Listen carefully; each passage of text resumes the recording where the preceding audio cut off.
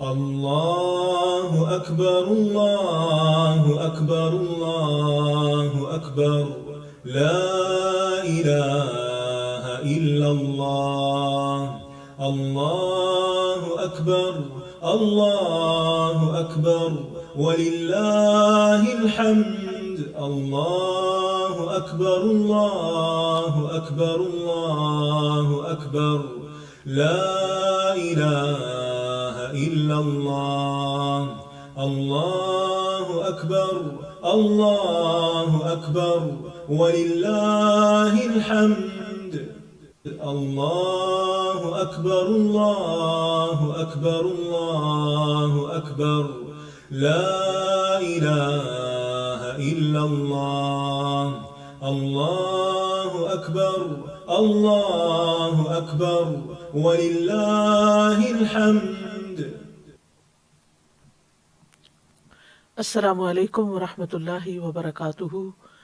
نحمده ونصلی علی رسولہ الکریم. اما بعد فاعوذ باللہ من الشیطان الرجیم. بسم اللہ الرحمن الرحیم. رب اشرح لی صدری ویسر لی امری واحلل عقدۃ من لسانی یفقہوا قولی.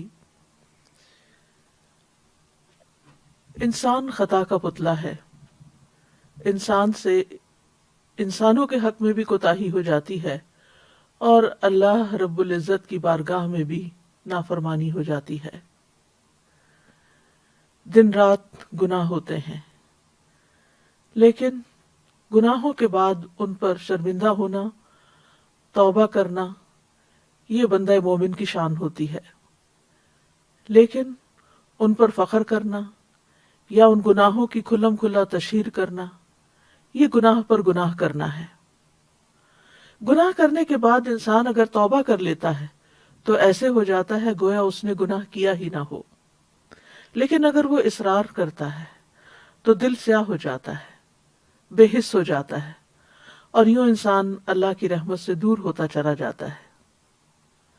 گناہوں کی تشہیر کرنے کو ناپسند کیا گیا ہے کیونکہ اس میں بہت سی قباحتیں ہیں.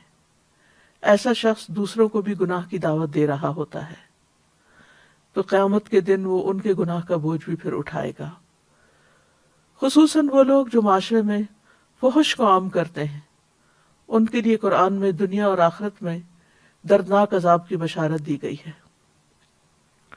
جس قوم میں فحاشی اعلانیہ ظاہر ہو جاتی ہے تو ایک حدیث کے مطابق ان میں طاعون اور ایسی بیماریاں پھیلنے لگتی ہیں جو ان سے پہلے کے لوگوں میں کبھی سنی بھی نہ گئی ہوں.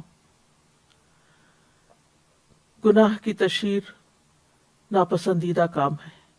صحت مند معاشرے کے لیے جو چیز ضروری ہے وہ یہ ہے کہ لوگ ایک دوسرے کی خوبیوں کا چرچا کریں، نیکیوں کو عام کریں، خیر کی دعوت دیں، لیکن برائیوں کا نہیں.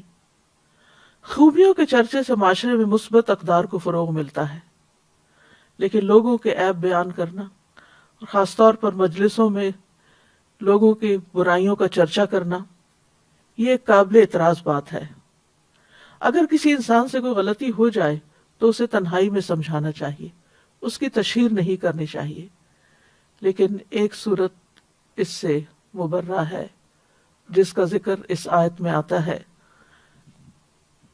لا يحب الله الجهر بالسوء من القول إلا من ظلم وكان الله سميعا عليما.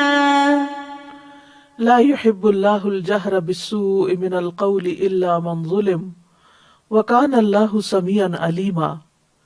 اللہ بری بات کے ساتھ آواز بلند کرنے کو پسند نہیں کرتا مگر جس پر ظلم کیا گیا ہو، اور اللہ خوب سننے والا، خوب جاننے والا ہے. اس آیت میں برائی کے پھیلانے کی ممانعت کی گئی ہے. شریعت نے اس بات کی تاکید کی ہے کہ کسی کے اندر برائی دیکھو تو اس کا چرچا نہ کرو بلکہ تنہائی میں اس کو سمجھاؤ.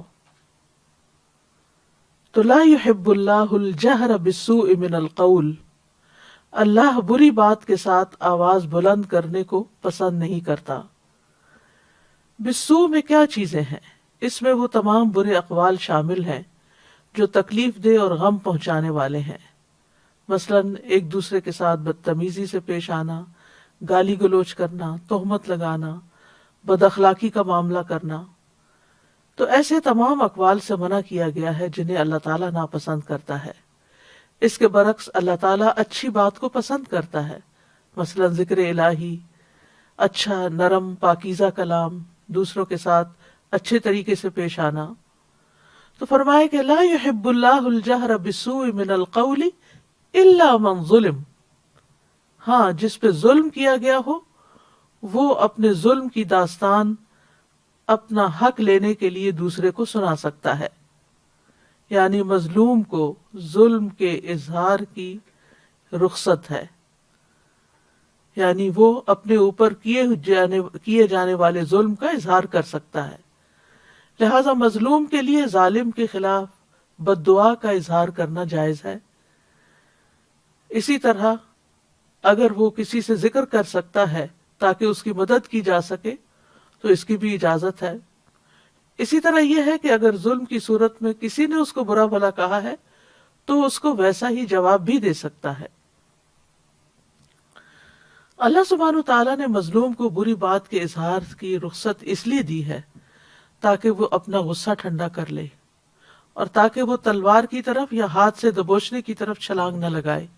یعنی بات کا جواب بات سے دے، نہ کہ تلوار سے یا کسی آلے سے. یہ ابن عاشور نے کہا ہے. حسن بصری کہتے ہیں مظلوم ظالم کو بد دعا نہ دے بلکہ کہے اے اللہ اس کے خلاف میری مدد کر، اے اللہ اس سے میرا حق نکلوا دے. تو بہرحال اپنا حق لینے کے لیے تو انسان اپنے اوپر ہونے والے ظلم کا ذکر کر سکتا ہے، لیکن اس کے باوجود معاف کر دینا اور ظلم و زیادتی میں مقابلہ نہ کرنا زیادہ بہتر ہے. برائی کو بیان کرنے کی کچھ اور استثنائی صورتیں بھی ہیں. حضرت عائشہ سے مروی ہے کہ ایک مرتبہ ایک آدمی نبی صلی اللہ علیہ وسلم کی خدمت میں حاضر ہوا. جب وہ اندر آیا تو نبی صلی اللہ علیہ وسلم نے اسے اپنے قریب کیا اور اپنے پاس بٹھایا. جب وہ چلا گیا تو عائشہ رضی اللہ عنہا نے عرض کیا اے اللہ کے رسول، کیا آپ نے اس شخص کے متعلق اس طرح نہیں فرمایا تھا؟ یعنی وہ ایک اچھا آدمی نہیں. آپ نے فرمایا کیوں نہیں، لیکن بات یہ ہے کہ یقیناً سب سے بدترین آدمی وہ ہوگا جسے لوگوں نے اس کے شر سے بچنے کے لیے چھوڑ دیا ہو. یعنی لوگ اس سے ملنا نہ چاہتے ہوں، لوگ اس سے تعلق نہ رکھنا چاہتے ہوں. تو اس لیے ہمیں دوسروں کے ساتھ ایسا معاملہ نہیں کرنا چاہیے کہ لوگ ہم سے بھاگنا شروع کر دیں. اور آیت کے اختتام میں آتا ہے کہ اللہ سبحانہ تعالیٰ سننے والا جاننے والا ہے. یعنی اللہ تعالیٰ کی دو صفات کا ذکر یہاں پر کیا گیا ہے.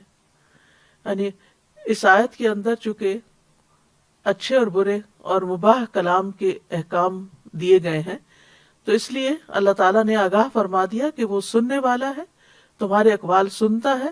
اس لیے ایسی بات کرنے سے بچو جو تمہارے رب کی ناراضگی کا باعث بنے اور وہ تمہیں اس پر سزا دے.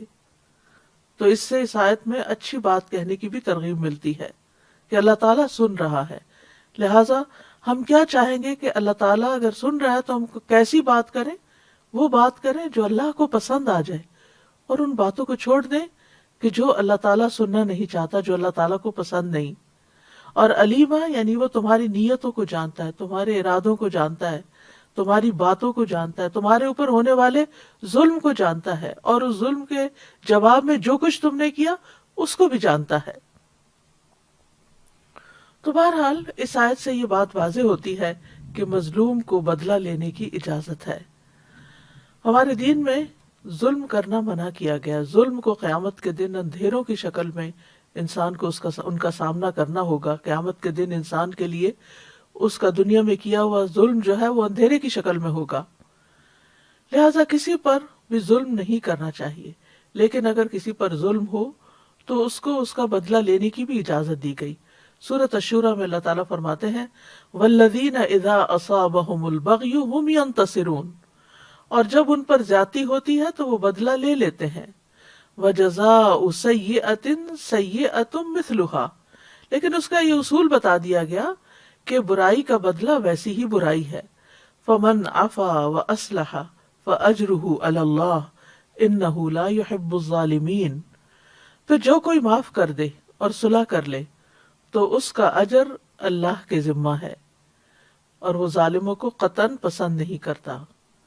وَلَمَنِ انتصر بعد ظلمه فَأُولَئِكَ مَا عَلَيْهِم مِّن سَبِيلٍ.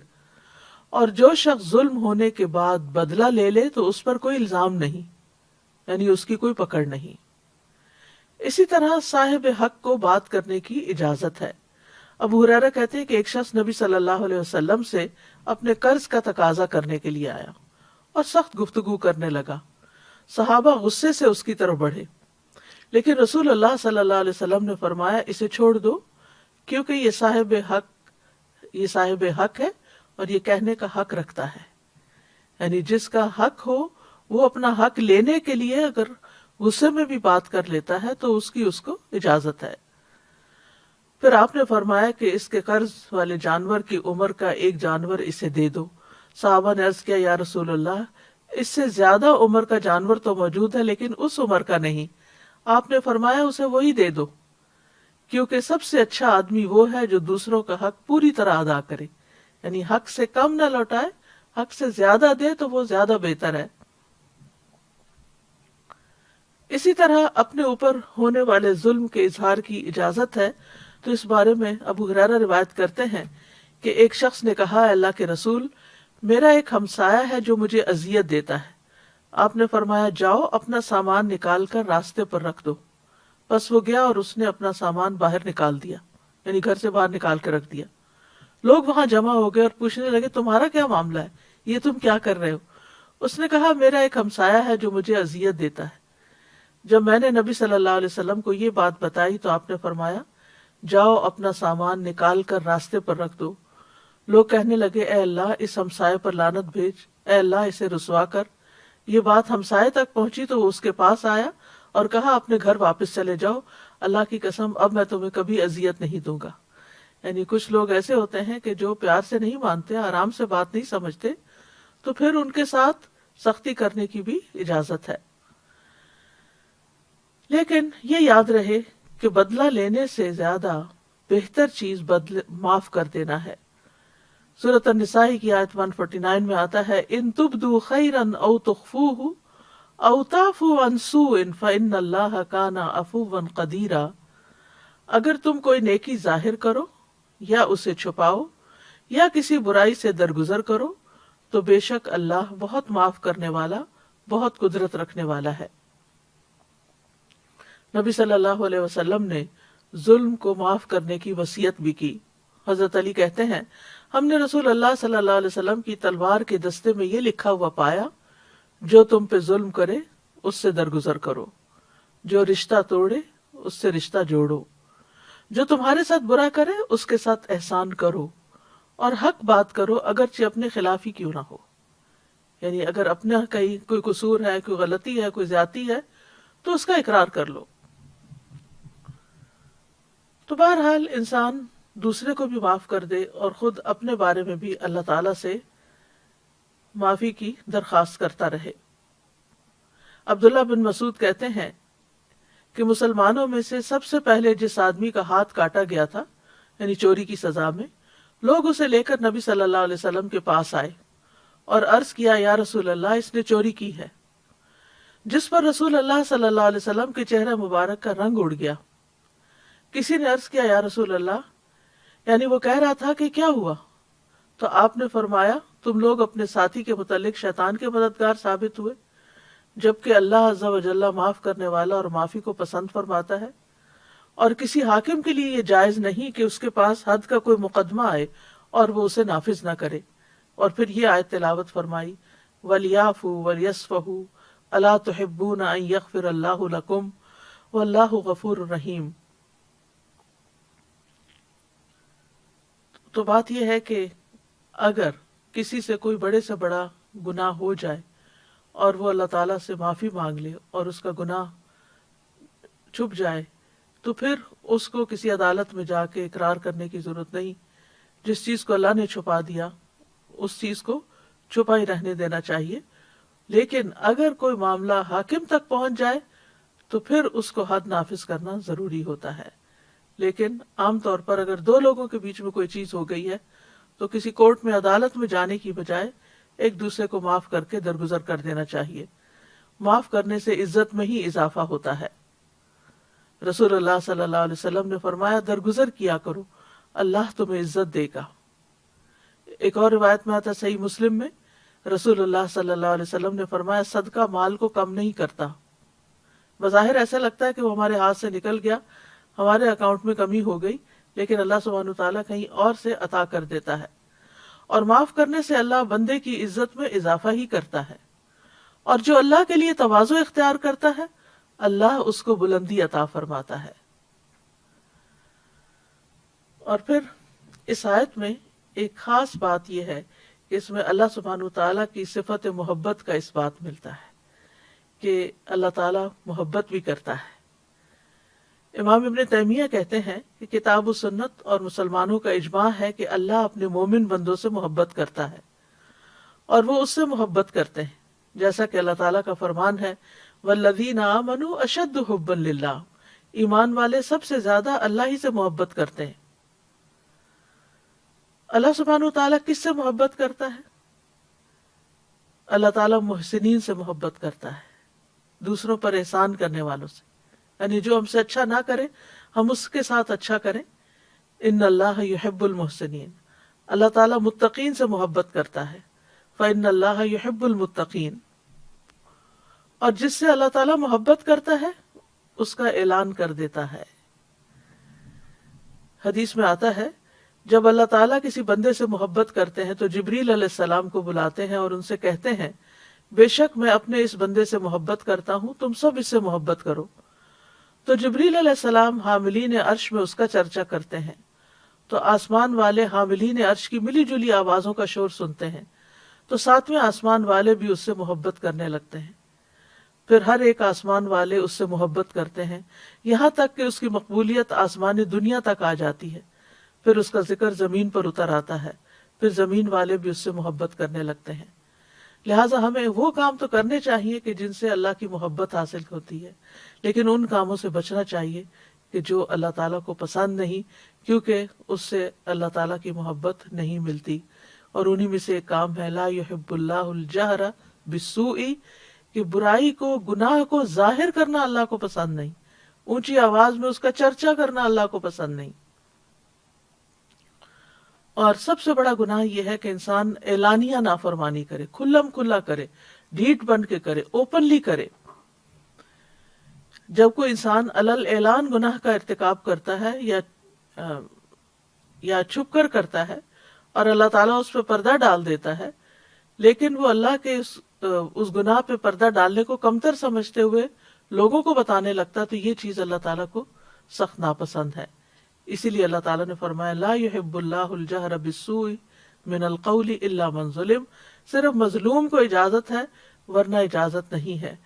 اور اس میں خاص طور پر جس چیز کو برا سمجھا گیا ہے وہ ہے گناہ کو ظاہر کرنا، کھلم کھلا کرنا، یعنی زبان سے کوئی گالی گلوچ مثلاً کرنا یا عملی طور پر کوئی گناہ کر کے پھر اس کا اشتہار دینا یا اس پر فخر کرنا. ابو ہریرہ کہتے ہیں کہ میں نے رسول اللہ صلی اللہ علیہ وسلم کو فرماتے ہوئے سنا کہ میری تمام امت کو معاف کر دیا جائے گا سوائے کھلم کھلا گناہ کرنے والوں کے. اور گناہوں کو کھلم کھلا کرنے میں یہ بھی شامل ہے کہ ایک شخص رات کو کوئی گناہ کا کام کرے اور اس کے باوجود کہ اللہ نے اس کے گناہ کو چھپا دیا، مگر صبح ہونے پر وہ کہنے لگے اے فلاں میں نے کل رات فلاں فلاں برا کام کیا تھا. رات گزر گئی تھی، اس کے رب نے اس کا گناہ چھپائے رکھا، لیکن جب صبح ہوئی تو وہ خود اللہ کے پردے کھولنے لگا. اسی طرح ماضی کی کوئی غلطیاں ہو چکی ہوں، پرانے گناہ یاد ہوں یا جن گناہوں پر انسان شرمندہ ہو تو اس کا ذکر لوگوں سے نہیں کرنا چاہیے، کیونکہ بعض اوقات کوئی گناہ ہمارے دل پہ بوجھ بنتا ہے. وہ بوجھ کیوں بنتا ہے؟ تاکہ ہم توبہ کریں، تاکہ توبہ کر کے اللہ کو منا کے، اللہ کو راضی کر کے اس کو ان گناہوں کو نیکیوں سے بدل کے ہم اس گناہ کے بوجھ سے آزاد ہوں. لیکن ہم اس بجائے اس کے کہ ہم توبہ کریں یا ہم اس گناہ کو دھونے کے لیے کوئی صدقہ خیرات کریں یا کوئی نوافل پڑھیں یا کوئی ذکر اذکار کرے یا استغفار کرے، ہم لوگوں کو اپنی کہانیاں بتانا شروع کر دیتے ہیں، میں نے فلاں موقع پہ چوری کی اور فلاں موقع پہ زنا کیا اور فلاں موقع پہ ایسا کیا اور ویسا کیا۔ ان باتوں سے گریز کرنا چاہیے، ان ایسی باتوں کو معاشرے میں نہیں کرنا چاہیے، کیونکہ جو لوگ سنتے ہیں وہ بھی پھر وہ گناہ کرنے کو ہلکا سمجھنے لگتے ہیں اور ان کے لیے بھی گناہ آسان ہو جاتا ہے۔ ابن حجر کہتے ہیں کہ مجاہر سے مراد وہ شخص ہے جو اپنی نافرمانی کو ظاہر کرے، تو جو ہو چکا سو ہو چکا، اب اس کے اوپر اللہ سے توبہ کر کے رو رو کے معافی مانگ لی جائے، لیکن اعلان نہ کیا جائے، مجاہر نہ بنا جائے۔ تو گناہ کے اظہار کی 3 اقسام ہیں۔ اس میں ایک تو مجاہرہ ہے، یعنی گناہ کا اظہار کرنا، یعنی اس میں مجاہرہ میں ایک تو کھلم کھلا گناہ کرنا اور دوسرا نافرمانی جس کو اللہ نے چھپایا اس کو ظاہر کرنا، یعنی گویا ایک شخص فخر کا اظہار کرتے ہوئے یا اللہ کے پردہ ڈالنے کو حقیر سمجھتے ہوئے لوگوں کو اپنا گناہ بتاتا ہے، تو ایسے لوگ اللہ تعالیٰ کے درگزر اور معافی سے فائدہ نہیں اٹھاتے۔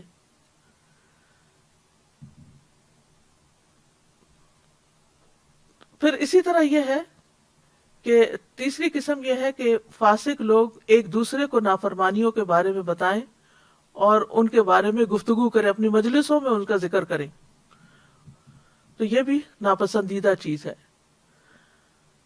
تو گناہ اور نافرمانی دنیا اور آخرت میں برے انجام کا سبب ہے۔ نافرمانیوں کے بہت سے نقصان ہیں، بہت سے گناہ ایسے ہیں جس سے انسان کے رزق میں کمی ہو جاتی ہے، جس سے انسان بلاؤں اور آفتوں کا شکار ہو جاتا ہے، اور گناہوں کی وجہ سے ہی آخرت میں بھی انسان کا انجام برا ہوتا ہے۔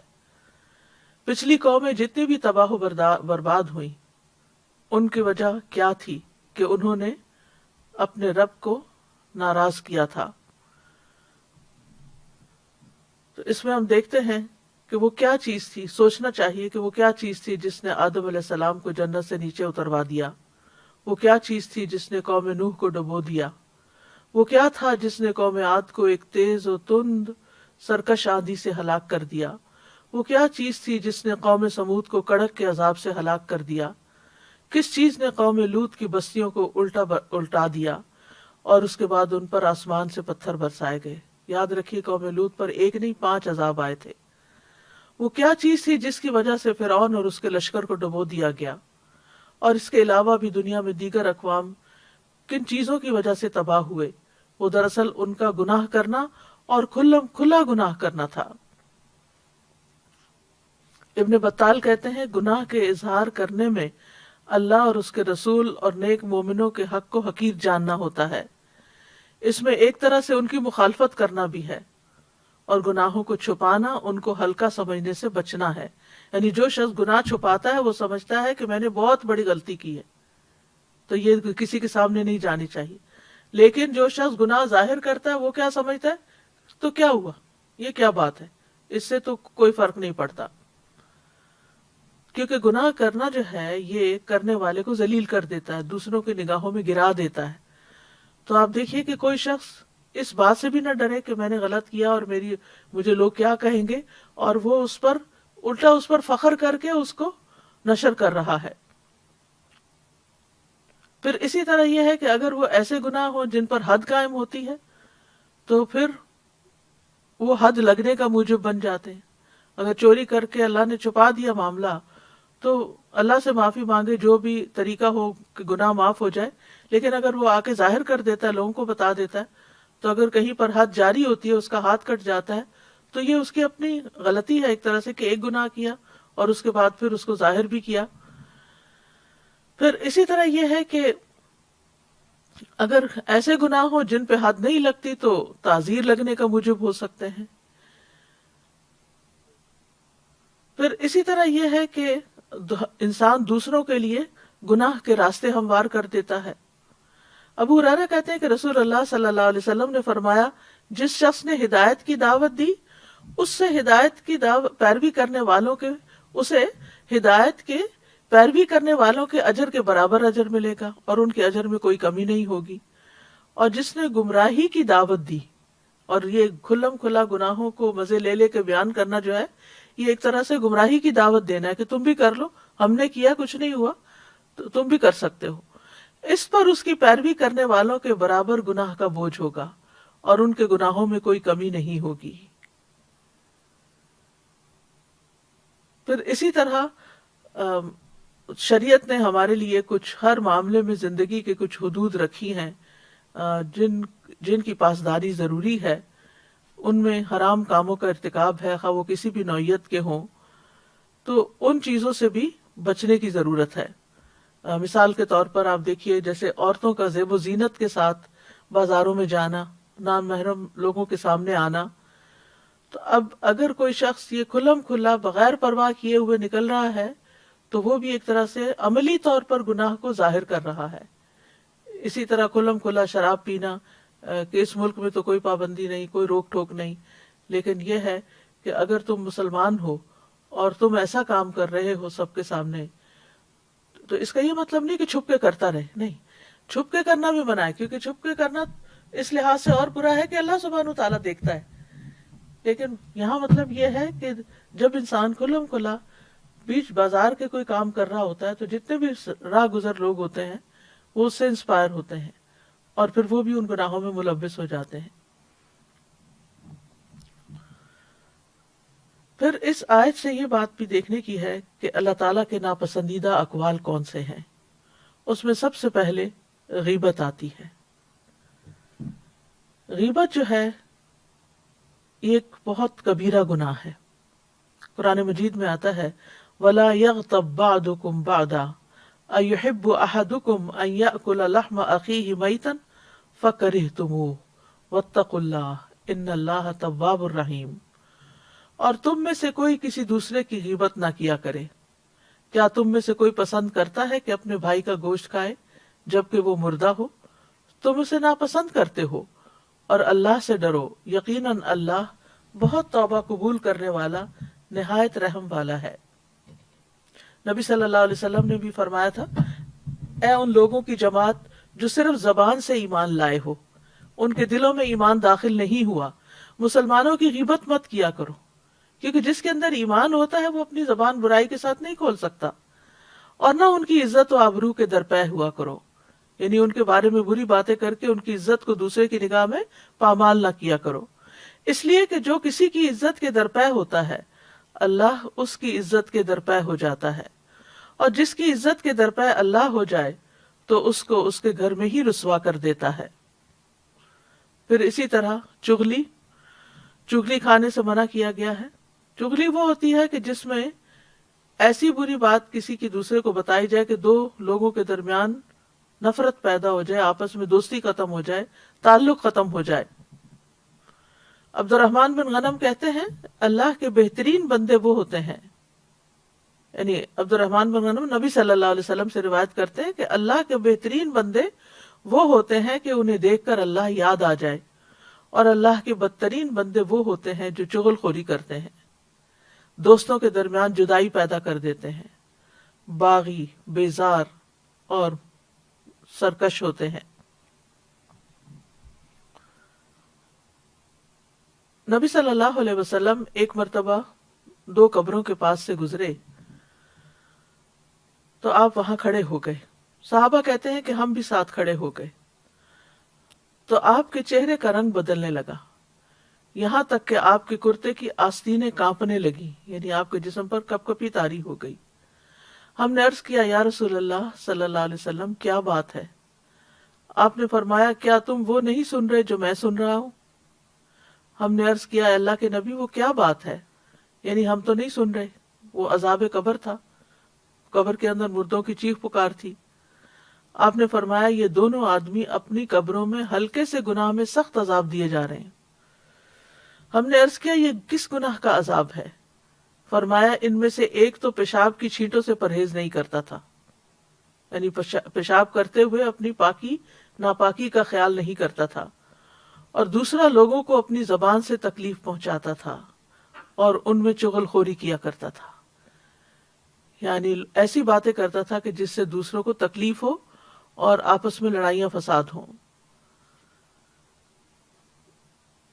اس میں آپ دیکھیے کہ خود گھریلو زندگی کے اندر قریب کے رشتوں میں ایسی چیزیں بہت پائی جاتی ہیں. بعض اوقات بہو ساس کے خلاف شوہر کے کان بھر رہی ہوتی ہے، بعض اوقات ساس بہو کے خلاف بیٹے کے کان بھر رہی ہوتی ہے. چھوٹی چھوٹی باتوں کو بہت بڑھا چڑھا کے پیش کیا جا رہا ہوتا ہے. اگر کسی کو منع کیا جائے تو وہ کہتے ہیں میں کون سا غلط بات کر رہی تھی، میں بھی تو وہی بات کر رہی تھی جو اس میں تھی. یہی تو غیبت ہے، یہی تو غیبت ہے. اگر وہ بات اس میں نہ ہو تو یہ بہتان بن جاتی ہے، جو اس سے بھی بڑا گناہ ہے. اسی طرح کسی کی عیب جوئی نہیں کرنی چاہیے کہ چھوٹے چھوٹے نقص نکال کے اس کو بتا کے تم یہ کیوں کرتے ہو، تمہارے اندر یہ غلط بات ہے. ہاں، اگر آپ ایک والدہ ہیں تو اپنے بچے کو سمجھانے کے لیے کر سکتی ہیں، اپنے کسی ساتھی کو آسان انداز میں بتا سکتی ہیں، لیکن دوسروں کو برا بھلا کہنا سامنے یا پیچھے یہ درست نہیں.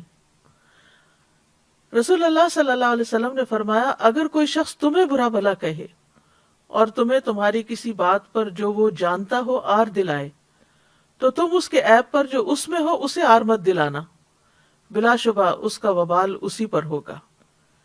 یعنی بعض اوقات ہمیں دوسروں کی خامی کا، کمی کا، کوتاہی کا پتہ ہوتا ہے اور ہم بات کرتے ہوئے اس کو وہ یاد کرا کے بات کرتے ہیں تاکہ وہ دوسرا جو ہے وہ ہمارے کنٹرول میں رہے. یہ بلیک میلنگ ہوتی ہے نا کہ اگر کسی کی کوئی غلطی آپ کو پتا ہے، یہ گناہ آپ کو پتا ہے، تو آپ اس کو بار بار یاد کراتے رہیں کہ چپ ہو جاؤ ورنہ میں فلاں تمہارا راز کھول دوں گی. پھر اسی طرح دوسروں کو تانا دینا یہ بھی ناپسندیدہ چیز ہے. قرآن مجید میں آتا ہے وَيْلٌ لِكُلِّ هُمَزَةٍ لُمَزَةٍ، بڑی ہلاکت ہے ہر بہت تانا دینے والے، بہت عیب لگانے والے کے لیے. عبداللہ بن مسعود کہتے ہیں کہ رسول اللہ صلی اللہ علیہ وسلم نے فرمایا مومن لان تان کرنے والا فحش گو اور بیہودہ گو نہیں ہوتا. اسی طرح آپ نے ایک اور جگہ پر صحیح بخاری کی روایت ہے فرمایا جس نے کسی مومن پر لعنت بھیجی تو یہ اس کو قتل کرنے کے برابر ہے، اور جو شخص کسی مومن پر کفر کا الزام لگائے تو یہ بھی اس کے قتل کرنے کے برابر ہے. یہ معمولی الزامات نہیں، معمولی تانے نہیں ہیں. پھر اسی طرح کسی کی بے عزتی کر دینا، لوگوں کے سامنے دوسرے کو رسوا کر دینا، یہ بھی اللہ تعالیٰ کو پسند نہیں. نبی صلی اللہ علیہ وسلم نے فرمایا بے شک سب سے بڑا سود یہ ہے کہ انسان ناحق کسی کی مسلمان کی عزت سے کھیلے. ایک اور روایت میں آتا ہے کسی کی آبرو ریزی کرنا سب سے بڑا سود ہے. پھر اسی طرح زبان سے اذیت دینا دوسروں کو، یہ بھی اللہ تعالیٰ کو پسند نہیں.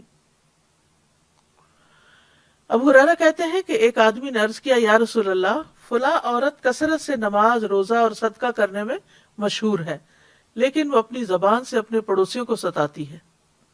آپ نے فرمایا وہ جہنمی ہے. پھر اس نے کہا یا رسول اللہ صلی اللہ علیہ وسلم فلاں عورت نماز، روزہ اور صدقہ کی کمی میں مشہور ہے، وہ صرف پنیر کے چند ٹکڑے صدقہ کرتی ہے لیکن اپنی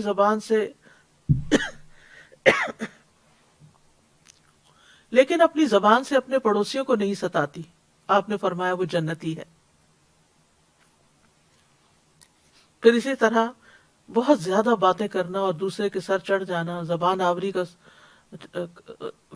آوری کرنا، اس کے بارے میں رسول اللہ صلی اللہ علیہ وسلم نے فرمایا یقیناً اللہ عز و جل ایسے آدمی سے غصے ہوتا ہے جو بہت باتیں بنائے، جو اپنی زبان کو ایسے چلائے جیسے گائے اپنی زبان چلاتی، یعنی لپیٹ لپیٹ کے گھاس کھاتی ہے. اسی طرح فحش باتیں کرنا یہ بھی اللہ تعالیٰ کو ہرگز پسند نہیں. حدیث میں آتا ہے فحش گوئی اور زیادہ باتیں کرنا نفاق کے 2 شعبے ہیں. پھر اسی طرح گالی گلوچ کرنا. رسول اللہ صلی اللہ علیہ وسلم نے فرمایا بے شک اللہ نے میری طرف وحی نازل فرمائی ہے کہ تواضع اختیار کرو، کوئی کسی کے خلاف سرکشی نہ کرے اور نہ کوئی کسی پر فخر کرے. تو میں نے عرض کیا اے اللہ کے رسول، اگر کوئی مجھے ایسے مجمع میں گالی دے جو لوگ حیثیت میں مجھ سے کم ہوں، اس پر میں اسے جواب دوں تو کیا پھر بھی مجھے گناہ ہوگا؟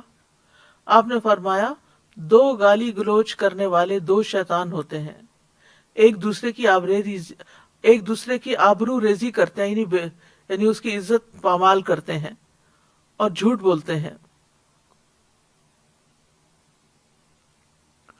پھر اسی طرح لڑائی جھگڑا کرنا، یہ بھی اللہ تعالیٰ کو سخت ناپسند ہے۔ بے شک اللہ کے ہاں سب سے ناپسندیدہ آدمی وہ ہے جو سخت جھگڑالو ہو۔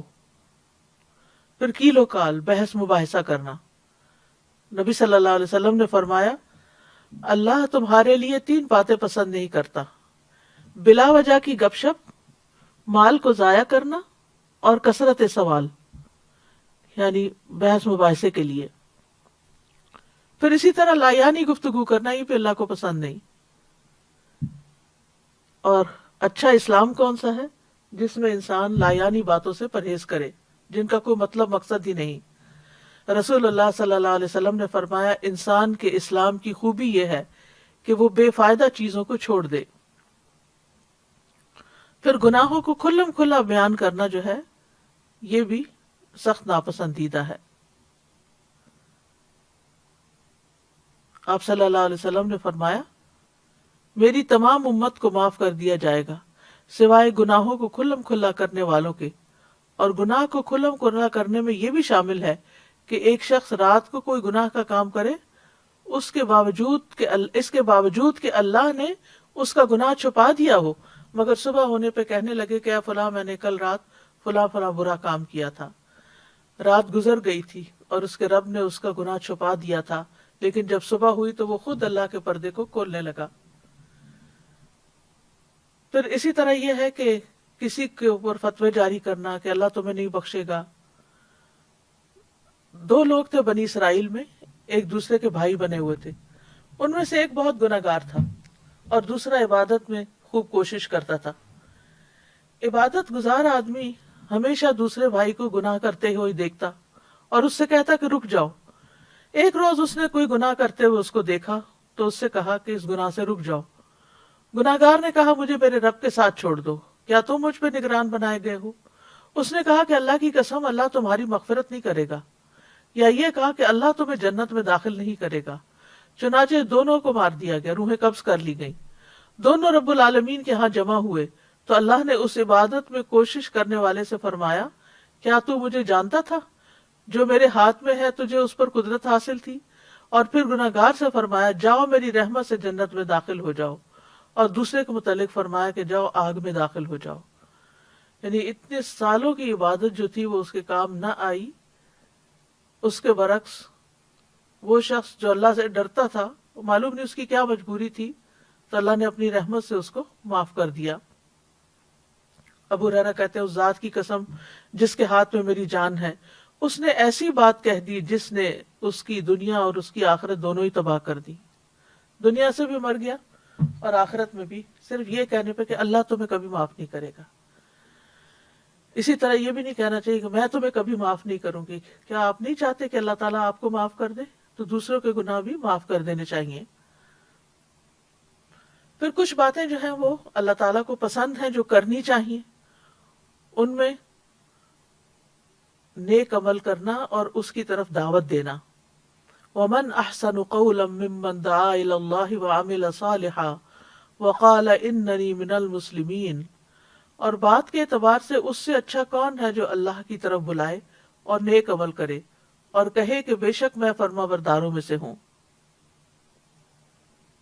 اسی طرح نصیحت کی بات کرنا، اچھی گفتگو کرنا۔ سورۃ بنی اسرائیل میں آتا ہے، وَقُلْ لِعِبَادِي يَقُولُوا الَّتِي هِيَ أَحْسَنُ إِنَّ الشَّيْطَانَ يَنزَغُ بَيْنَهُمْ إِنَّ الشَّيْطَانَ كَانَ لِلْإِنسَانِ عَدُوًّا مُبِينًا، اور میرے بندوں سے کہہ دو وہ بات کہیں جو سب سے اچھی ہو، وہ بات کہیں جو سب سے اچھی ہو، بے شک شیطان ان کے درمیان جھگڑا ڈلواتا ہے۔ بے شک شیطان انسان کا کھلا دشمن ہے۔ پھر اسی طرح ہمارے دین میں اچھی بات کو صدقہ کہا گیا۔ نبی صلی اللہ علیہ وسلم نے فرمایا اچھی بات بھی صدقہ ہے۔ حکیم کہتے ہیں کہ جس میں 3 اوصاف پائے جائیں وہ نیکی کو پہنچ جاتا ہے۔ نمبر 1 سخاوت، نمبر 2 تکلیف پر صبر، اور نمبر 3 عمدہ کلام کرنا۔ وہ آتا نا کہ تم نیکی کو پا نہیں سکتے جب تک کہ تم یہ اور یہ کام نہ کرو۔ یہاں یہ بتا دیا گیا کہ یہ لوگ اس طرح کی یعنی وہ تو نہیں کر سکتے لیکن اس طریقے سے اجر کما سکتے ہیں۔ پھر نرم گفتگو کرنا جو ہے جنت میں لے جانے والے کاموں میں سے ہے۔ نبی صلی اللہ علیہ وسلم نے فرمایا جنت میں ایک منزل ایسی ہے جس کا اندر باہر سے اور باہر اندر سے نظر آتا ہے۔ ابو موسیٰ اشعری نے پوچھا اللہ کے رسول وہ کس کو ملے گی؟ فرمایا جو گفتگو میں نرمی کرے، کھانا کھلائے، اور رات کو جب لوگ سو رہے ہوں تو اللہ کے لیے قیام کرے۔ پھر اسی طرح نبی صلی اللہ علیہ وسلم کے بارے میں آتا ہے کہ وہ بد زبان اور فحش گو نہیں تھے۔ آپ فرمایا کرتے تھے تم میں سب سے بہتر شخص وہ ہے جس کے اخلاق سب سے اچھے ہوں، اور مومن تو ہوتا ہی وہ ہے جس کے ہاتھ اور زبان سے دوسرے سلامت رہیں۔ عبداللہ بن مسعود کہتے ہیں میں نے رسول اللہ صلی اللہ علیہ وسلم سے پوچھا اے اللہ کے رسول اعمال میں سب سے افضل عمل کون سا ہے؟ آپ نے فرمایا نماز کو اس کے وقت پر پڑھنا۔ پھر کہا پھر کون سا اے اللہ کے رسول؟ فرمایا یہ کہ لوگ تمہاری زبان سے محفوظ رہیں، یعنی تمہاری زبان سے کسی کو تکلیف نہ پہنچے۔ پھر اسی طرح آپ نے فرمایا میں ذمہ دار ہوں جنت میں ایک جانب محل کا اس شخص کے لیے جو حق پہ رہتے ہوئے جھگڑا چھوڑ دے، یعنی حق اس کا ہے لیکن وہ ختم کر دے، بھلا دے اس کو، اور جنت کے درمیان میں ایک محل اس کا ہے جو مزاح میں بھی جھوٹ چھوڑ دے، اور جنت کی اعلیٰ منازل میں ایک محل ہے اس شخص کے لیے جو اپنے اخلاق کو عمدہ بنا لے۔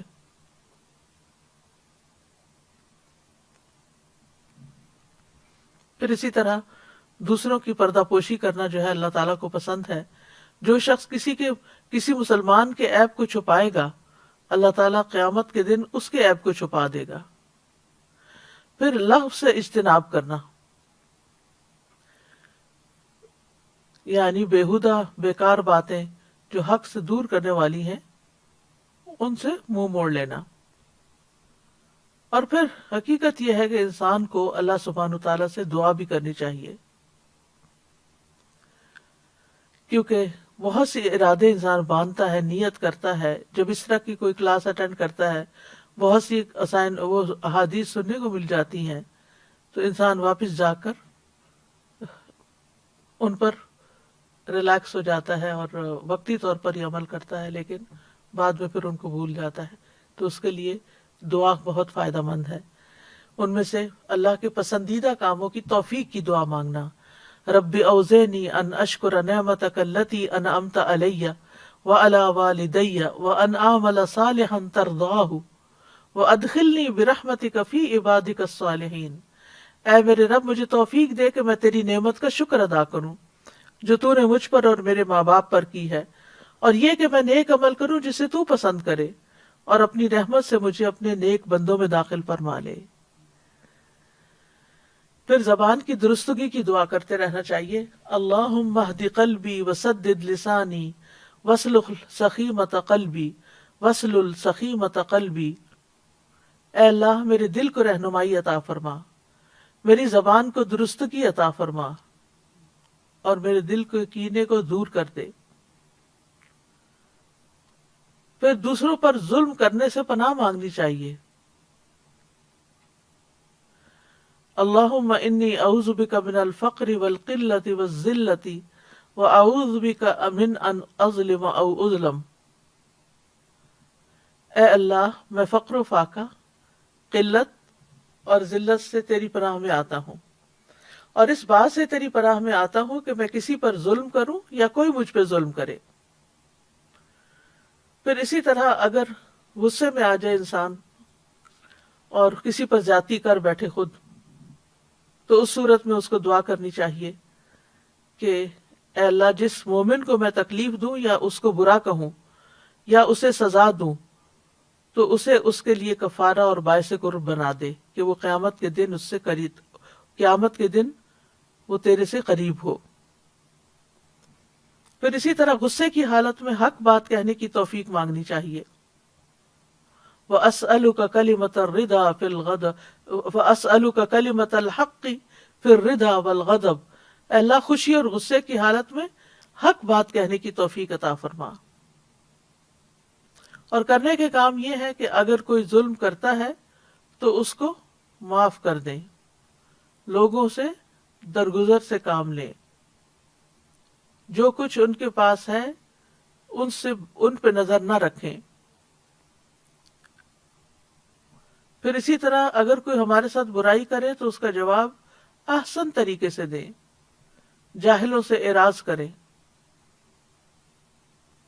اپنی زبان کی حفاظت کریں، فائدے کی بات کریں ورنہ خاموش رہیں، زبان سے اللہ کی پسند ہی کی بات نکلے، لا یعنی اور بیکار گفتگو سے بچیں، کسی کے تکلیف پہنچانے پر اس کے لیے دعائے خیر کر دیں، تکلیف دینے والوں سے بدلہ نہ لیں اور ان سے خیر کی توقع رکھیں، ظالم کے حق میں بھی دعائے خیر کر دیں کہ اللہ سبحانہ وتعالی اس کو بھی ظلم سے باز آنے کی توفیق عطا فرمائے۔ وآخر دعوانا ان الحمد للہ رب العالمین، سبحانک اللہم وبحمدک، اشہد ان لا الہ الا انت، استغفرک واتوب الیک۔